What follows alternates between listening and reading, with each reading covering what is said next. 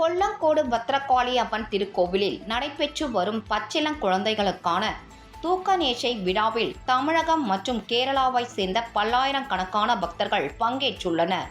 கன்னியாகுமரி மாவட்டத்தில் அமைந்துள்ள பிரசித்தி பெற்ற கொல்லங்கோடு பத்ரகாளி அம்மன் திருக்கோவிலில் ஆண்டுதோறும் பங்குனி மாதம் பரணி நட்சத்திரத்தில் தூக்க நேர்ச்சை நடைபெறுவது வழக்கம். அதன்படி இந்த ஆண்டிற்கான தூக்க நேர்ச்சை திருவிழா கடந்த 23ஆம் தேதி கொடியேற்றத்துடன் தொடங்கி நடைபெற்று வருகிறது.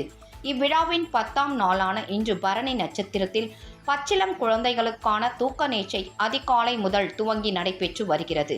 தூக்க திருவிழாவை ஒட்டி வட்டவிளை மூலக்கோவில் இருந்து அம்மன் திருமுடிகள் தூக்கம் நடைபெறும் வெங்கஞ்சி கோவிலில் எழுந்தருளியது.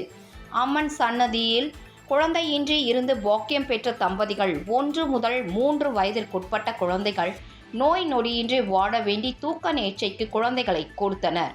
அப்போது குழந்தைகளை தூக்கக்காரர்கள் கையில் வைத்துக்கொண்டு அந்தரத்தில் கோவிலை வலம் வரும் காட்சி காண்போரை மெய்சிலிர்க்க வைத்தது. சுமார் 40 அடி உயரம் கொண்ட 2 வில்கள் வண்டியில் பொருத்தப்பட்டு ஒவ்வொரு வில்லிலும் 2 தூக்கக்காரர்கள் என 4 பேர் அந்த வில்லுடன் பிணைக்கப்பட்டு அவர்களின் கைகளில் நேர்ச்சை குழந்தைகள் வழங்கப்பட்டு அந்த தேரை பக்தர்கள் சரண கோஷத்துடன் ஆலயத்தை ஒரு சுற்று சுற்றி வருவது தூக்க நேர்ச்சை திருவிழாவாகும். இந்த ஆண்டு 1166 குழந்தைகளுக்கு தூக்க நேர்ச்சை நடைபெறுகிறது. இந்நிகழ்ச்சியில் தமிழகம் மற்றும் கேரளாவில் இருந்து ஆயிரக்கணக்கான பக்தர்கள் பங்கேற்றுள்ளனர்.